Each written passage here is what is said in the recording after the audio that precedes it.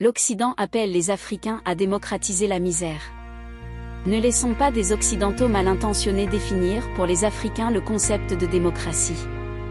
Sachant que certains États africains cherchent à trouver la voie qui mette leur pays à l'abri d'une conception tronquée de ce que certaines organisations, officiellement non gouvernementales, mais indirectement financées par les gouvernements occidentaux, appellent les droits de l'homme. Ces organisations, dont on sait parfaitement le mécanisme de financement et les objectifs, agitent les libertés individuelles et collectives comme la seule voie devant mener à la prospérité des sociétés. Et de quelle liberté s'agit-il? Celle de se loger, manger à sa faim, se soigner, s'instruire? Eh bien non.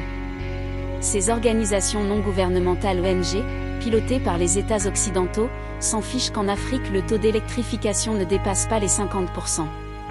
Elles s'en fichent si plus de 40% des Africains vivent sous le seuil de la pauvreté. Et lorsqu'on leur met sous les yeux cette réalité poignante, provoquée par un Occident prédateur, ils sortent la carte des libertés politiques qu'ils dirigent principalement contre les autorités de pays africains. Reconnaissons que ces prétendus chantres des droits de l'homme sont malins.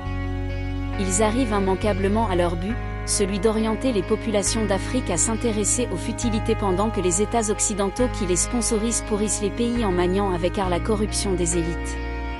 Ils pillent ensuite les richesses du continent. Ils sont malins car ils font en sorte que la population se retourne contre toutes ces élites nationalistes, sans distinction. Résultat, à partir d'un discours faussement sincère sur les libertés, on en arrive à des situations ingérables, à des famines généralisées et à des guerres civiles. L'Occident a une tradition prédatrice, esclavagiste, colonialiste et génocidaire. Ce ne sont pas les dirigeants africains qui ont massacré les Amérindiens jusqu'au dernier, qui ont effacé toute la culture aborigène, qui ont soustrait la civilisation des Mayas de la mémoire de leurs descendants. Ils ne peuvent en aucun cas se prévaloir d'un quelconque ascendant civilisationnel, et l'une des raisons est qu'ils ont provoqué 2 guerres mondiales dans lesquelles ils ont impliqué l'humanité entière.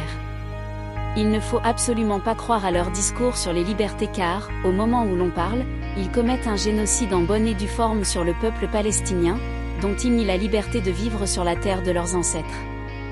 Ils les tuent au nom de la seule démocratie du Moyen-Orient.